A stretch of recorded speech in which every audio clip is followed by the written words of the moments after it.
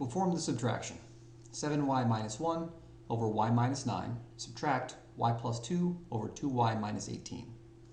When we do an addition or a subtraction, we need a common denominator, or a least common denominator. In order to do that, we have to have these factored. So if we look at the first fraction, these have no common factor, and there are no powers, so there won't be two sets of parentheses, no binomials multiplied together. So this one's already factored. If you look at the second denominator, I can see that these are both even, which means we can factor out a common 2, which will leave us with y minus 9. So if we rewrite the original problem, we've got 7y minus 1 over y minus 9, subtract y plus 2 over 2y minus 9. So if we look at these two fractions together, the least common denominator is 2 times y minus 9. Now in order to add or subtract, as mentioned before, we need a common denominator.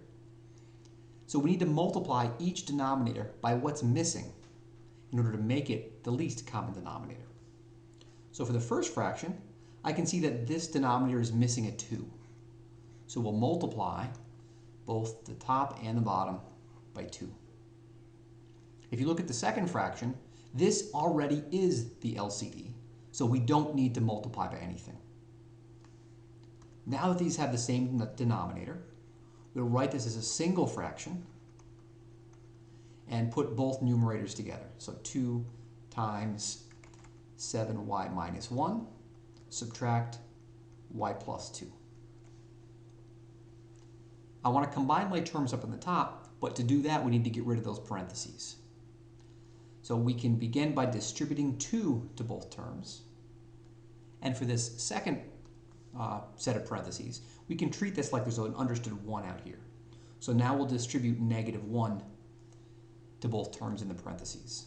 So this will give us 14y minus 2 from distributing the 2 through, minus y minus 2 for the second set of parentheses, and this is still all over 2 times y minus 9.